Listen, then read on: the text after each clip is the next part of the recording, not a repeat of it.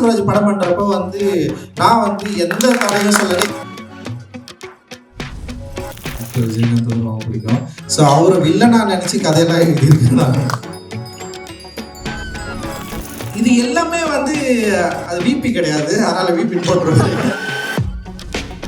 ஒரு பெரிய ஹிட். அதில் வந்து ஒரு காமெடியாக நான் வந்து நடித்தேன். நான் அப்போ பயங்கரம். சென்னை 22 ஒரு படம் ஏற்கனவே எடுத்த சினிமாக்கள் இருந்து அப்படியே வந்து விளக்கம் பெற்ற ஒரு புது மாதிரியான ஒரு சினிமா.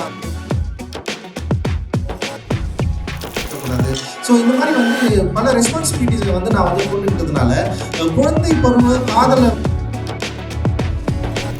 மைமொழியில் வேற ஒன்று ரொம்ப கான்டெம்பரரியான ஒரு பிளேயர்.